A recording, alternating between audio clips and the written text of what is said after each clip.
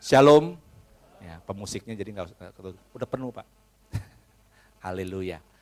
Saudara, tadi ibu-ibu GBI Mangga 2 hari ini dandanannya beda.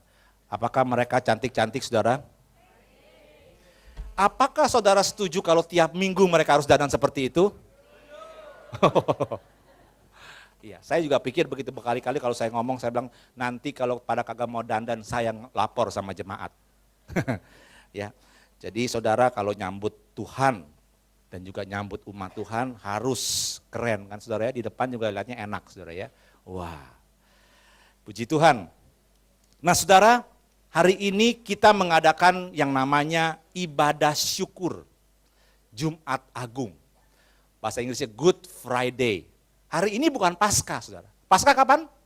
Hari Minggu. Ya, hari ini adalah Jumat Agung, saudara. Saudara, kenapa kita katakan ini ibadah syukur, saudara? Bukan celebration. Mungkin Paskah itu celebration karena kebangkitan. Tapi hari ini itu karena nggak ada, seperti tadi saya katakan, nggak ada orang yang mau mati untuk orang yang berdosa. Katakan amin, saudara. Ya.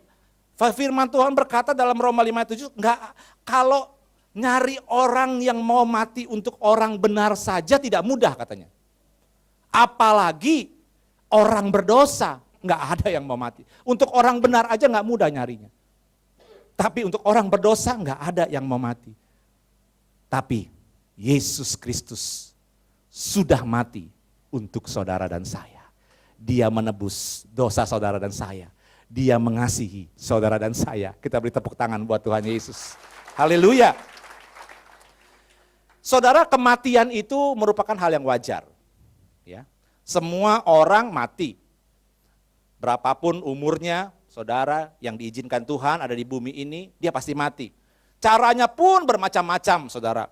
Ada yang mati karena penyakit, ada yang mati karena tua, ada yang mati karena kecelakaan, ada yang mati karena bencana, ada yang mati karena peperangan, ada yang mati karena membela yang benar, ada juga yang mati karena demo, saudara ya. Tapi saudara, mati itu bukan hal yang aneh, saudara. Tapi kenapa kematian Kristus jadi unik? Tokoh-tokoh lain juga mati, saudara. Ya, tokoh-tokoh agama lain juga mati. Nabi-nabi juga mati. Tapi kenapa kematian Kristus jadi spesial, saudara? Nah ini yang kita mau lihat, saudara. Ya. Yang pertama, kita perlu tahu begini. Kalau kematian Kristus itu spesial, sebenarnya untuk siapa Kristus mati? Ya. Kita punya 3 jawaban atau 3 pilihan. Pertama, apakah untuk kepentingan Allah Bapa Yesus itu mati? Yang kedua, apakah untuk kepentingan Yesus sendiri? Dan yang ketiga, untuk kepentingan manusia. Yang mana dari 3 pilihan ini Yesus mati untuk siapa jadinya? Untuk kepentingan apa, saudara? Nah, kita lihat dulu. Apakah Yesus mati untuk kepentingan Allah Bapa? Supaya Allah Bapa bisa mengampuni dosa manusia melalui kematian Kristus. Saudara, Alkitab tidak pernah berkata bahwa Yesus mati demi kepentingan Allah Bapa. Enggak ada. Ya. Dan juga apakah Allah Bapa tidak mempunyai opsi lain kalau untuk mengampuni dosa manusia? Atau apakah Allah Bapa harus memilih opsi dari berbagai macam opsi yang ada? Ini kematian Kristus bisa untuk mengampuni, ini bisa untuk mengampuni.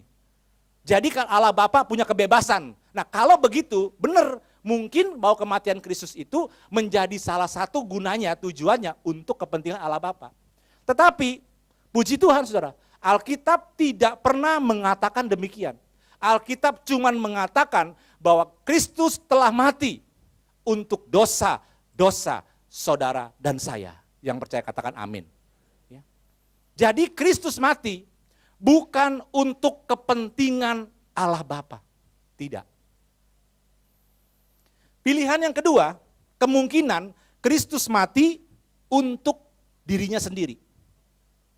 Maksudnya apa diri sendiri? Supaya ia bisa menerima kemuliaan. Saudara, Yesus supaya mendapatkan kemuliaan, kita mungkin sering salah berasumsi bahwa tanpa penderitaan tidak ada kemuliaan. Jadi supaya Yesus mendapatkan kemuliaan, dia harus menderita. Supaya dia menjadi raja, saudara. Saudara, di dalam Yohanes 17, Yesus berkata begini, Aku telah memberikan kemuliaan yang aku miliki. Jadi saudara, Yesus sebelum datang ke dunia ini, dia sudah mulia. Amin ya. Dia bukan enggak mulia, dia sudah mulia.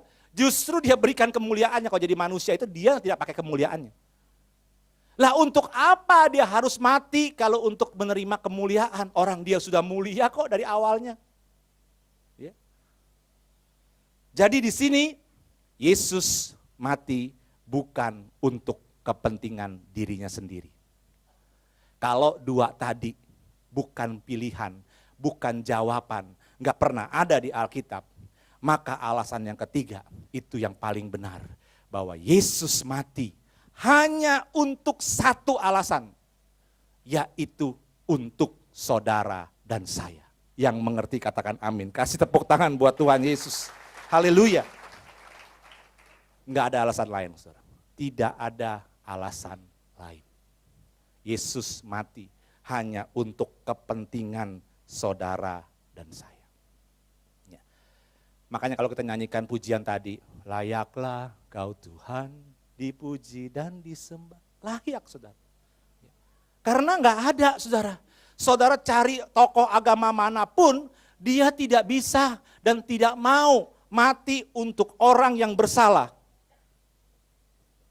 Kalau untuk orang benar, orang baik, mungkin dia mau. Tapi orang berdosa, siapa yang mau? Saudara?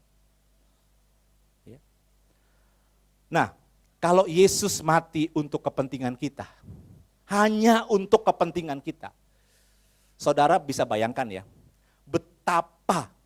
betapa berharganya saudara dan saya itu di mata Tuhan. Amin.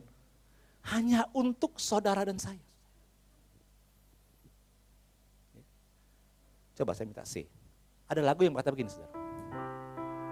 Bila ku pandang ke langit, bulan dan segala bintang, ku heran kau memperhatikanku.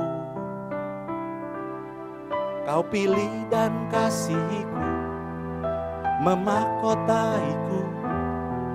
Sebab itu ku puji kau selamanya. Katakan bila ku pandang. Bila ku pandang ke langit, bulan dan segala bintang, ku heran kau memperhatikanku. Kau pilih dan kasihiku, memahkotaiku. Sebab itu ku puji kau selamanya.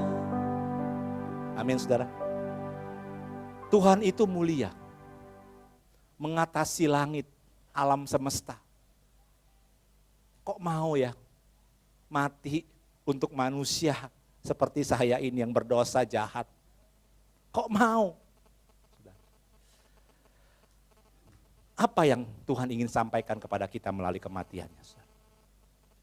Hari ini kita belajar kalau kita tahu bahwa Yesus mati hanya untuk kepentingan saudara dan saya. Maka hari ini kita perlu tahu kenapa, tujuannya apa. Ingin nyatakan apa Tuhan kepada saudara dan saya. Yang pertama, Tuhan ingin kasih tahu kepada saudara dan saya bahwa Dia sangat mengasihi saudara dan saya. Yang percaya katakan amin. Dia sangat mengasihi saudara dan saya. Buka bersama saya Roma 5 ayat yang ke-8.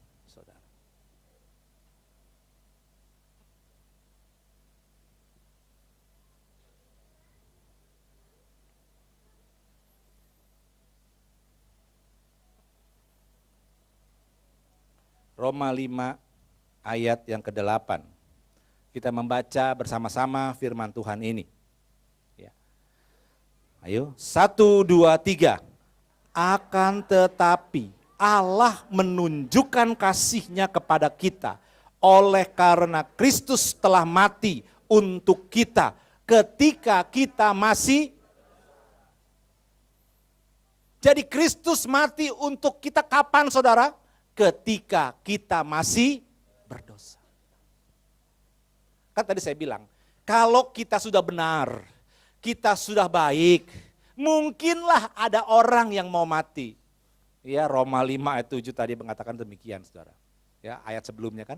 Ya. Tapi kalau untuk orang berdosa, siapa yang mau mati? Makanya Roma 5 ayat 8 ditegaskan, Kristus sudah mati untuk kita ketika kita masih berdosa.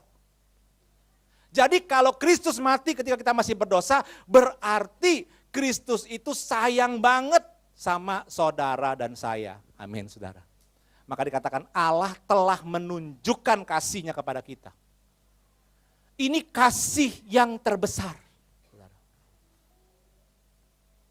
Saudara nggak bisa balas ini. Nggak ada orang yang mau melakukan hal ini. Saudara, oleh karena itu saya menasehatkan saudara. Kalau saudara ngerti akan hal ini. Bahwa Kristus mati hanya untuk saudara dan saya. Tidak ada tujuan lain saudara. Janganlah kita komplain sama Tuhan. Bahwa Tuhan gak mengasihi saya. Tuhan jahat sama saya. Tuhan tidak adil sama saya. Kenapa penderitaan ini saya alami? Kenapa saya masuk dalam bencana ini? Jangan pernah berkata demikian saudara. Tuhan sedih. Karena Tuhan bilang, aku sangat mengasihi kamu. Amin saudara. Aku sangat mengasihi kamu. Aku sudah tunjukkan, aku sudah buktikan. Melalui kematiannya di kayu salib. Apakah saudara percaya bahwa Yesus benar-benar mati waktu disalib? Ada yang ragu. Apakah saudara percaya bahwa Yesus benar-benar mati waktu disalib? Kalau ada yang ragu, dengar baik hari ini bahwa Yesus benar-benar mati. Ada beberapa memang orang-orang yang berpendapat bahwa Yesus tidak mati, hanya pingsan. Oleh karena itu kalau dia tidak mati, dia bangkit apa enggak? Berarti bukan bangkit, siuman. Sadar, betul? Ya. Kalau tidak mati berarti tidak bangkit. Ya. Makanya diserang Yesus nggak mati.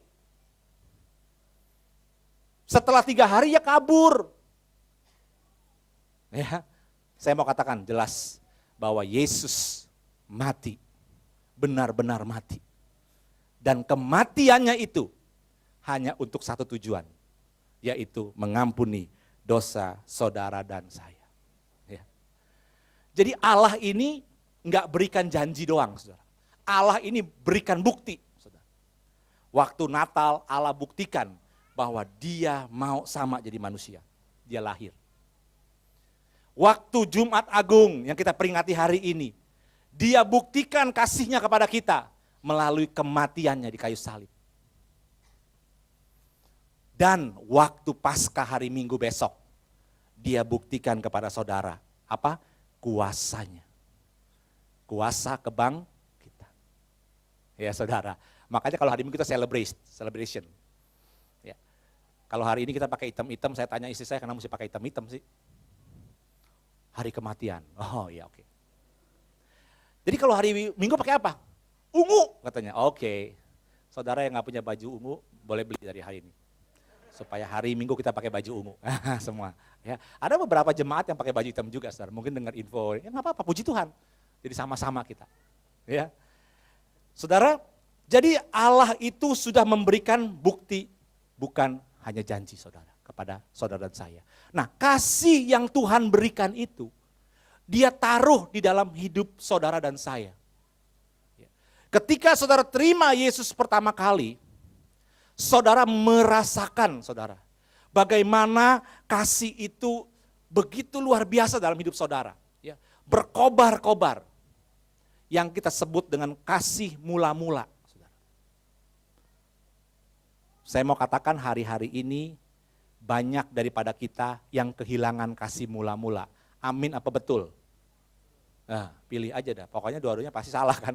Maksudnya amin, maksud saudaranya salah jadi kan. Memang saya harus akuin. Begitupun saya. Kehilangan kasih mula-mula. Tapi puji Tuhan, Tuhan tuh selalu baik. Saudara. Kalau dia aja mau mati untuk kita, masa sih ketika kita kehilangan kasih mula-mula, Tuhan tuh kagak mau tolong kita, kagak mau suruh kita supaya kasih mula-mulanya bangkit, saudara. Ya. Saudara, saya tahu bahwa melalui kehidupan kita, saudara, yang penuh dengan tantangan, godaan, dan segala macam, kita bisa kehilangan kasih mula-mula. Kita ke gereja, kita nggak rasain apa-apa. Kita cuman tepuk tangan, nyanyi, mungkin begitu saudara ya. Nyanyi pun juga ya, padahal worship leader udah lompat-lompatan di sini, saudara mah cuman biasa-biasa aja. Ya. Saudara, kadang-kadang kita di kamera narsis banget saudara mau. Action begini, begitu, ya kan. Tapi sama Tuhan nggak berani narsis. Malu, malu dilihat itu di kamera, wow action. Ya. Saudara, kita kehilangan kasih mula-mula. Dan Tuhan sedih kalau kita kehilangan kasih mula-mula. Kita perlu kembalikan kasih mula-mula ini. Yang mau katakan amin. Saudara, caranya bagaimana? Memang, saudara caranya bermacam-macam. Ya. Tapi salah satu cara yang Tuhan siapkan di gereja kita adalah pasti melalui doa, pujian, penyembahan. Ya. Melalui menara doa. Itu yang Tuhan kasih untuk kita. Kita nggak usah jauh-jauh, kita nggak usah pusing-pusing, saudara. Itu melalui menara doa. Saudara, saya sudah saksikan kan bulan lalu bagaimana Tuhan itu membimbing kita untuk membangun menara doa di tempat ini, saudara. Saya nggak pernah mikirin. Kalau dulu di rumah doa saya mikirin, aduh, ntar yang datang berapa orang. Kalau di menara doa saya nggak pernah mau pikirin berapa orang yang datang. Terserah, karena yang tujuan saya ke menara doa bukan mimpin pujian, bukan mengasih firman kepada saudara, tapi mau berdoa. Saudara yang mau berdoa ya sama-sama. Enggak ada saya gembala, saudara jemaat, oh enggak. Nanti akan mengalir sendiri doa-doa dari jemaat. Dari pasti pertama para pelayan Tuhan dulu. Bakal saya, kalau enggak ada siapa-siapa, ya saya mah pelayan Tuhan yang doa.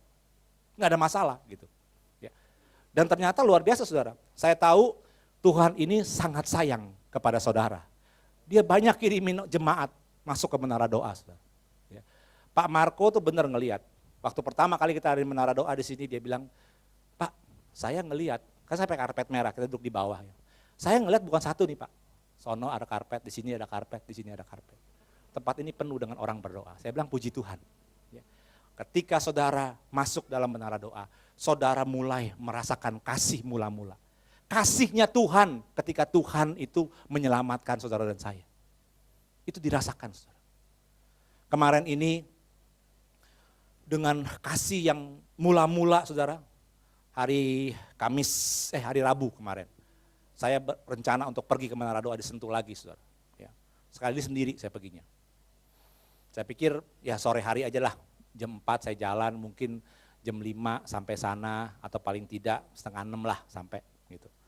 Saya doa mungkin sampai jam 8 atau setengah 9 gitu kan. Begitu keluar kantor saudara, yang notabene tuh kantor saya di Sunter untuk masuk gerbang tol Priuk saudara. Ya. Itu kan dekat banget yang mengarah ke Cawang, ke arah ke Jagorawi kan tentunya. Saudara mulai dari kantor langsung macet saudara. Di tengah jalan setelah setengah jam nunggu macet, itu belum nyampe saudara di gerbang tol. Baru nyampe Yosudarso, bypass. Setengah jam sampai situ saudara. Saya udah kepingin kencing, saya bilang aduh saya balik aja deh ke kantor nih. Aduh kayaknya gimana ya. Terus saya tetap tahan. Jalan lagi, aduh macet juga ternyata di Yosudarso juga macet, mau nikung begitu macet. Ternyata di seberangnya tuh dari Priuk ke Kelapa Gading juga macet, berhenti saudara. Waduh saya pikir ini saya mesti balik nih, udah nggak tahan nih, mau pipis gimana nih. Tapi nggak tahu, roh tuh kayaknya kuat, jalan terus, ya udah jalan terus. Mulai masuk tol, begitu masuk tol, macet juga di tol saudara. Waduh, ini udah kebelet nih gimana ya. Nah, saya tuh kan gini saudara, kalau sebelum doa pengerja yang hari Sabtu itu bersama-sama dengan Pak Niko saudara, itu saya setiap Jumat malam itu pergi ke sana pasti. Bukan untuk berdoa terus terang, tapi untuk ngecek sound system. Ya. Jadi saya ke sana bersama tim pemain musik latihan di sana. Ya, supaya saya cekin dulu alatnya semua supaya besok saya takut Pak Diko komplain kalau nanti misalnya ada macam-macam di panggung dan sebagainya. Jadi saya selalu datang hari Jumat. Nah kalau saya datang ke sana pasti datangnya kurang lebih jam 6 setelah jam kerja, saudara. Karena teman-teman juga ini kerja semua, saudara. Dan itu pasti macet. Hari Jumat jam 6 sore, saudara bisa bayangkan lah, jalan ke Bogor tuh macet apa enggak? Pasti macet. Nah Roh Kudus bilang ini, kamu tuh hari Jumat tuh bisa ya, macet-macet kamu nggak masalah pergi ke sana. Iya juga sih ya, kenapa sekarang saya mesti nyerah? Ayo dah, jalan set sampai di dekat Cibubur, begitu mau masuk ke WC dulu, ke toilet dulu, di sono juga tempat istirahatnya, parkirnya macet, saudara. Tapi puji Tuhan, akhirnya saya ke toilet, saya lanjutin jalan. Sampai di Sentul, jam 7, saudara. Dari jam 4 berangkat sampai jam 7, saudara. 3 jam ke sana. Sampai sana, naik menara, nggak ada orang, sudah di menara cuma ada 4 orang ibu. Yang 3 doa, yang 1 main keyboard. Ibu yang main keyboard ini, mungkin belum begitu bisa main keyboard, saudara. Jadi dia mainnya ya asal pencet-pencet gitu. Dan pakai ritme. Ya. Saudara ketika saya duduk sana ada ibu yang lagi doa. Dia lagi doa untuk Indonesia. Dia bilang mari kita kelilingi Indonesia. Lagu 1, damai damai, kota Medan penuh damai. Setengah jam saudara. Begitu terus Medan, Mentawai, Padang. Aduh saya bilang Indonesia berapa banyak kotanya kalau disebutin semua. Saya dari pertama seger, damai, sampai diem, sampai ngantuk saudara. Damai, pegel juga gitu mulut aku damai itu gitu. Apa dia punya ritme cuma jingdak, terus aja begitu. Uset. Saudara, saya pikir kayaknya nggak betah banget. Tapi Roh Kudus bilang nggak apa-apa, kamu doa aja. Ya kan kamu menara doa kan nggak harus setiap kali, wow enak gitu, belum tentu. Saudara. Ya, doa aja, udah doa. Lah ternyata lebih parahnya lagi saudara, pemain keyboardnya. Dari 2,5 jam saya di sana, ritmenya sama kayak di diskotik. Jungcak. Saya pikir ini host musik apa ya, kok sama terus gitu sampai akhir. Ya tapi puji Tuhan saudara, ketika udah 1,5 jam berdoa ada dari Bogor datang, sama juga gitu. Ya lagu-lagunya ya begitu aja. Ya. Tapi puji Tuhan, saya merasakan akhirnya luar biasa. Ya. Nah saudara, kenapa saya bisa lakukan ini saudara? Cuma satu masalahnya, karena kasih mula-mula itu mulai berkobar. Dan saya percaya kalau saudara di hati saudara kasih mula-mula itu berkobar, maka saudara juga akan exciting, akan bergairah dengan Tuhan. Yang percaya katakan amin. Kasih tepuk tangan buat Tuhan Yesus. Haleluya. Nah saudara, oleh karena itu saya berdoa, supaya saudara itu bisa mengalami kasih Kristus. Amin saudara. Mau ngalami kasih Kristus? Amin.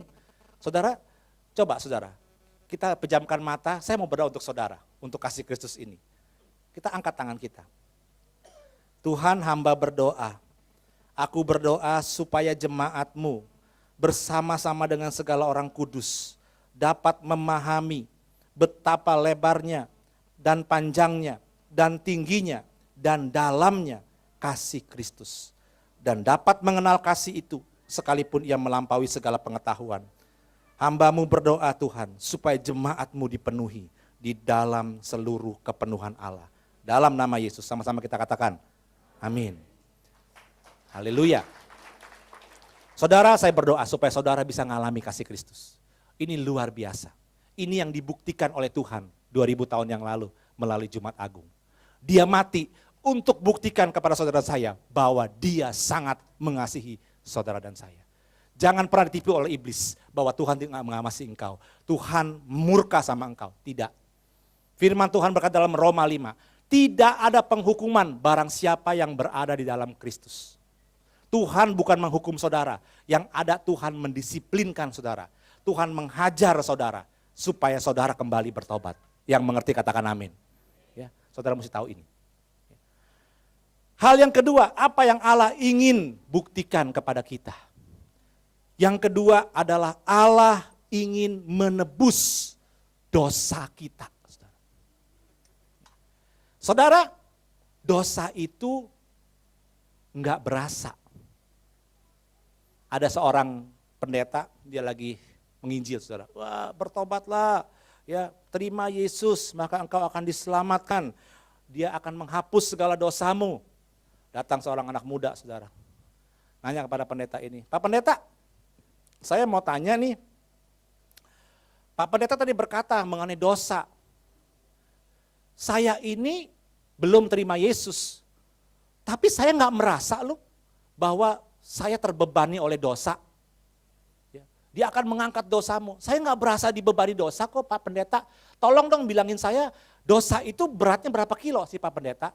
1 kilo, 2 kilo, 5 kilo, 100 kilo, atau berapa? Kok saya nggak ngerasain apa-apa? Pak Pendeta ini tersenyum, dia lihat kepada anak muda ini. Dia bilang begini, anak muda, seandainya kita kasih beban 500 kilo ke atas mayat, jenazah. Pertanyaan saya, apakah mayat tersebut merasa bahwa beban itu berat?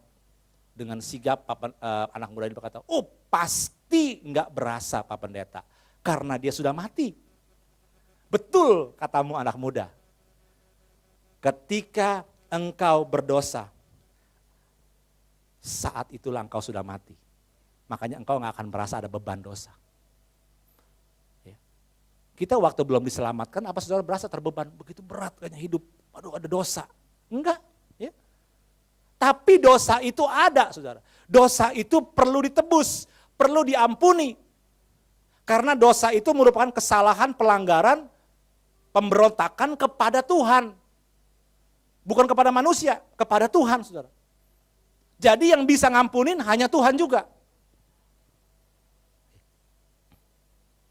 Makanya akibat dosa itu ada penyakit, kelemahan, kesengsaraan, pemberontakan, kejahatan, kesesatan, dan segalanya. Nah ini yang dilakukan oleh Tuhan Yesus. Coba Yesaya 53 ayat 4. Tadi saudara udah lihat firman ini ya dalam film.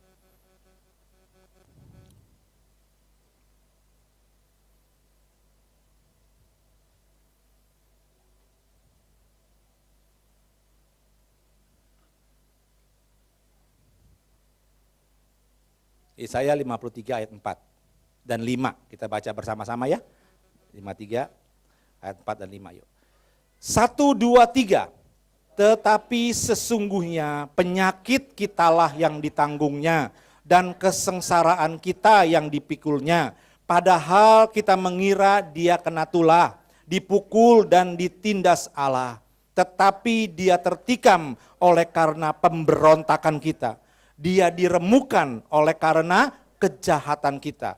Ganjaran yang mendatangkan keselamatan bagi kita ditimpakan kepadanya. Dan oleh bilur-bilurnya kita menjadi. Jadi saudara, Yesus mati untuk nanggung ini semua. Termasuk menanggung penyakit dan kelemahan saudara. Yang percaya katakan amin. Oleh bilur-bilurnya engkau sudah disembuhkan. Bukan sedang, bukan akan, engkau sudah disembuhkan.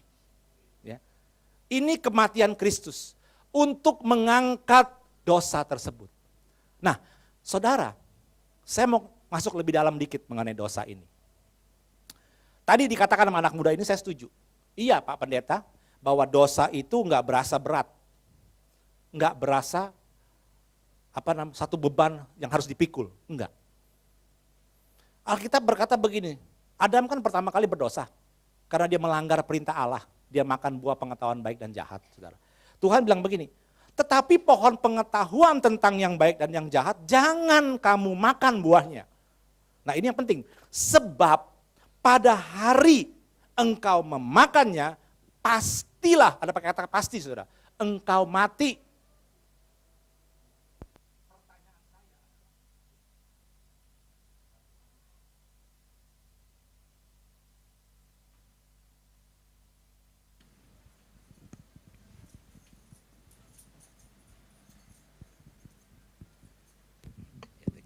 Pertanyaan saya adalah gini, waktu Adam makan buah tersebut, mati apa enggak Adamnya? Enggak kan? Masih hidup 900 tahun. Loh, apakah Allah bohong? Katanya pasti engkau mati. Firman Tuhan yang berkata begini, sebab upah dosa adalah maut, mati.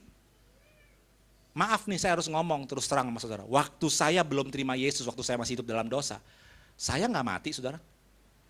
Saya berdosa. Saya melakukan dosa. Mati nggak? Enggak. Habis apa maksudnya? Pada saat engkau memakannya, engkau pasti mati. Apakah dosa membuat kita mati jasmaninya? Apakah kalau saudara berdusta, saudara berzina, saudara membunuh, saudara langsung mati? Belum tentu. Kecuali ketahuan polisi ngebunuh ditembak ya mati, saudara. Tapi berdosa nggak mati. Lantas kenapa Alkitab berkata engkau pasti mati? Yang mati apanya? Ternyata Alkitab tidak pernah memisahkan antara kematian jasmani dan kematian rohani. Jadi yang mati itu apanya? Rohani. Semakin saudara berbuat dosa, maka semakin rohani saudara tidur dan lama-lama mati. Nah, saya ajak saudara mikir sedikit. Jadi ketika kita berdosa, yang mati apa kita saudara? Rohani kita, betul ya? Tapi kita lihat itu film tadi. Film The Passion for Christ. Yesus mati secara jasmani apa rohani, kita lihat di situ? Jasmani kan ya? Betul ya? Jasmani kan? Mati betul-betul gak ada napasnya. Darahnya tercurah. Pertanyaan saya gini, apakah bisa kematian jasmani menghapus dosa yang menyebabkan kematian rohani? Kalau bisa, berarti setelah kita mati nanti dosa kita hilang sendiri. Kalau memang kematian jasmani bisa menghapus kematian rohani. Ternyata nggak bisa, saudara. Kematian yang kita alami karena kita berdosa, walaupun saudara baik, nggak pernah ngapa-ngapain, saudara punya dosa asal dari Adam. Ya. Saudara, kematian itulah kematian rohani. Di dunia saudara nggak rasakan apa-apa. Tetap, kalau saudara sehat ya tetap saudara sehat. Ya. Saudara berusaha keras, saudara bekerja dengan baik, saudara mapan, ya tetap saudara mapan. Sekalipun saudara berdosa, nggak ada masalah, saudara. Tapi yang mati apanya? Rohani. Nanti ketahuan setelah kita meninggal, saudara. Oh, ternyata ada itu neraka namanya. Nah, saudara, bagaimana yang namanya kematian Kristus itu bisa secara jasmani bisa menebus kematian rohani? Kristus mati kan kematian jasmani, percuma dong kalau begitu dia mati, ngapain? Kalau cuman kematian bisa menebus kematian rohani, ya nggak usah. Kristus yang mati, kita mati juga pasti ketebus nanti. Ternyata enggak, saudara. Kristus waktu mati, itu dia mati dua-duanya. Satu, kematian jasmani untuk menggenapi Ibrani 9 yang berkata tanpa penumpahan darah tidak ada pengampunan dosa. Tapi itu nggak cukup. Yang kedua adalah kematian rohani. Dari mana saya tahu Kristus itu mati rohaninya? Nah, saudara, saya ajak saudara buka sedikit ya. Ibrani 5 ayat 7. Ini unik, saudara, ayat ini, saudara.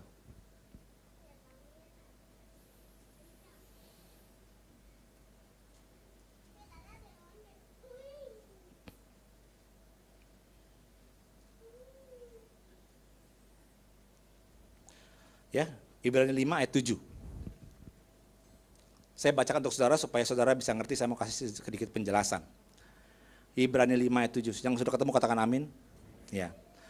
Dalam hidupnya, nyanyi huruf besar itu berarti Tuhan, sebagai manusia, dengar, sebagai manusia, ia telah mempersembahkan doa dan permohonan dengan apa? Ratap tangis dan keluhan kepada dia. Dia ini siapa, saudara pikir? Allah Bapa pasti. Yang sanggup menyelamatkannya dari mati lagi kan, maut gitu kan. Dan karena kesalehannya ia didengarkan. Didengarkan bagaimana maksudnya? Nggak mati. Mati kan? Mati. Lah ini maksudnya apa? Kenapa Tuhan itu berdoa sampai ratap tangis dan keluhan? Apakah Yesus takut mati? Pertanyaan saya gitu. Menurut saudara Yesus takut mati enggak? Kalau Yesus takut mati, Yesus kalah sama orang Jepang. Betul nggak? Orang Jepang kalau gagal ngapain? Harakiri. Dia bunuh diri. Sakit mana tuh sama Yesus? Martir-martir Tuhan, banyak yang begitu mati mau dia masuk ke gua singa, ketawa saudara. Ayo singa terkam saya cepetan, biar saya mati. Loh kalau sampai orang-orang lain di luar Yesus nggak takut mati, terus Yesus takut mati, aduh kita sedih juga saudara punya Tuhan takut mati mah. Betul nggak? Dan dia ngomong sama murid-muridnya, saudara nggak usah buka dalam Matius 10, jangan kamu takut kepada mereka yang dapat membunuh tubuh, katanya. Tetapi takutlah kepada yang berkuasa membunuh jiwa. Ya. Takutlah tetap pada dia yang berkuasa membinasakan jiwa maupun tubuh dalam neraka. Berarti kalau Tuhan kasih ngomong begini, Tuhan takut mati nggak secara manusia? Saya mau katakan dia tidak takut mati. Kalau dia tidak takut mati secara jasmani, kenapa dia mesti berdoa seperti ini? Ratap tangis dan keluhan. Tolong Bapak, tolong. Tolong apanya? Nah saudara, ini yang penting. Ternyata Yesus ketika dia mati secara jasmani, dia juga mati secara rohani. Karena menanggung dosa. Menanggung dosa terkutuk. Terkutuk itu berarti terputus dari Allah. Ngerti ya? Kalau dosa terputus dari Allah. Saudara bayangkan, Yesus itu Allah dan dia harus terputus dari Allah. Kira-kira enak nggak? Pasti nggak enak. Sama ketika kita punya keluarga. Kita bela keluarga kita, seperti film-film, I'll be back, ya kan? Tapi kalau saya nggak kembali, kamu bawa bunga aja. Kita kan sedih banget nggak bisa kembali, betul nggak? Kalau bisa balik dah, iya saya mau perang, tapi kalau bisa balik ke keluarga lagi kan? Itu kan keluarga kita.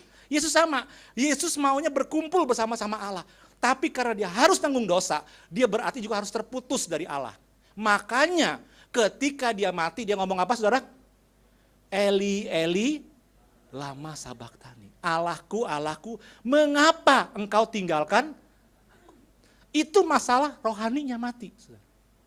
Dia berdoa supaya saudara, dia bisa kembali ke surga. Didengar sama Tuhan? Melalui saya mau tanya, yang bangkitin Yesus siapa saudara? Ayo. Yang bangkitin Yesus siapa? Allah Bapa. Yang utus Yesus siapa? Allah Bapa. Yesus itu sebagai manusia pasif.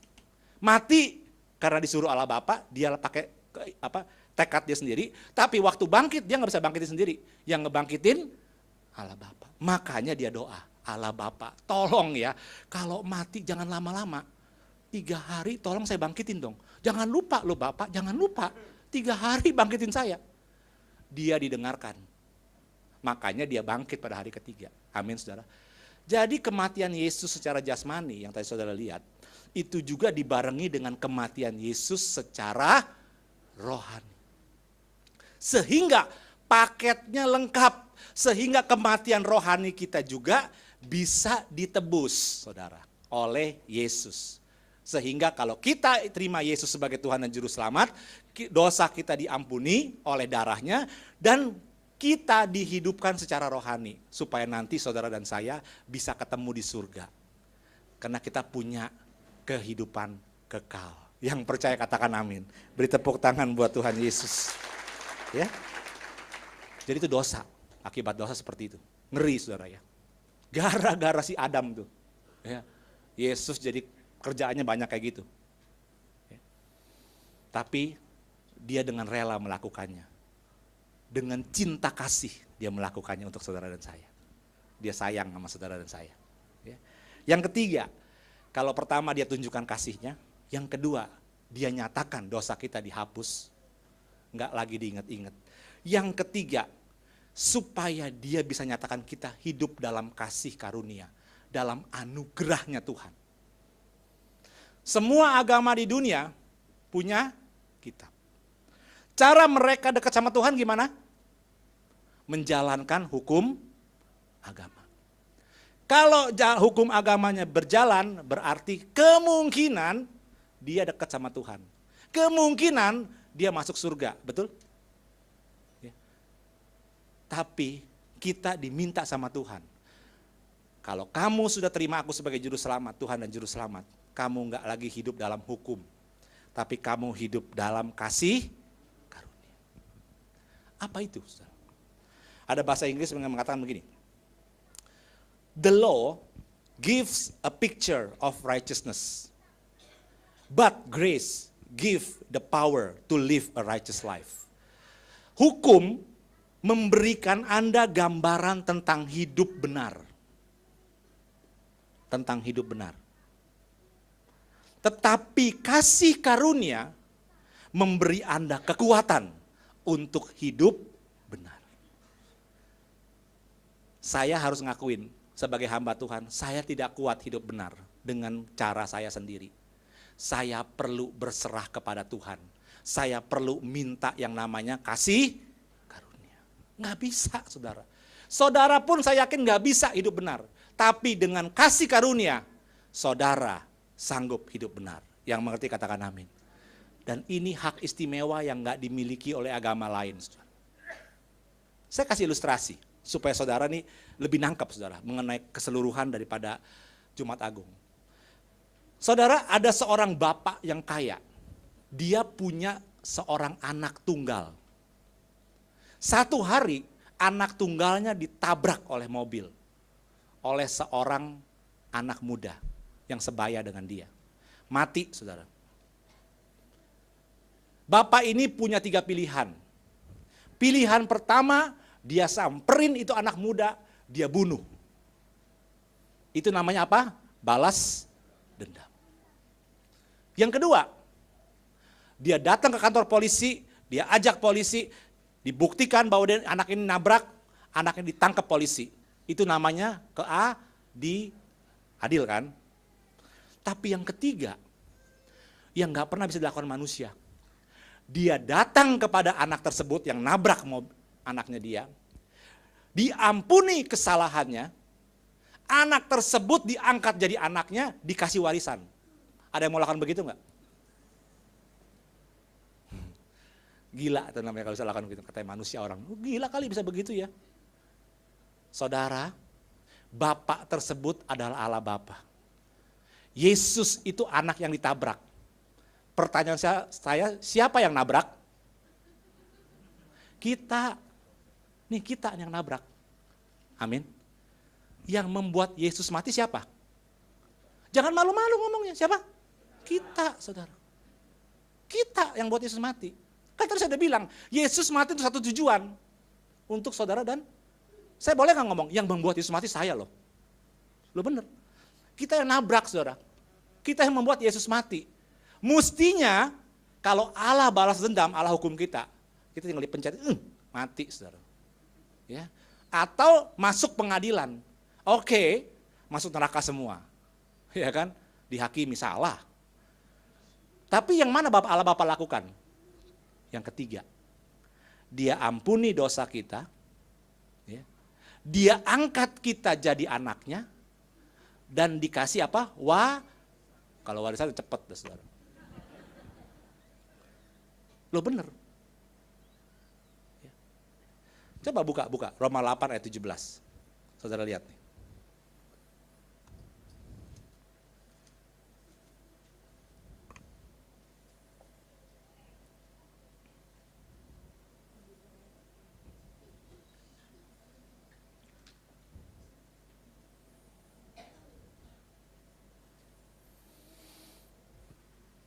Kita baca sama-sama yuk, Roma 8 ayat 17, ayat terakhir nih. 1, 2, 3.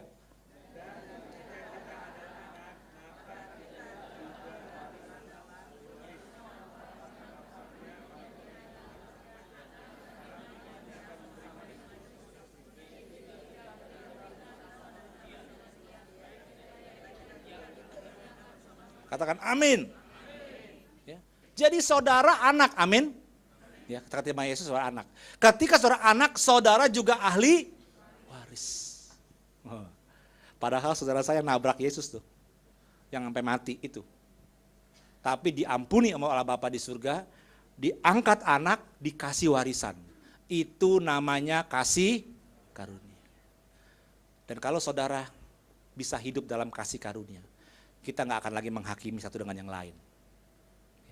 Ada orang jahat, kenapa dia dipakai Tuhan luar biasa? Saya ini dari kakek nenek udah Kristen, kok biasa-biasa aja? Itu kasih karunia.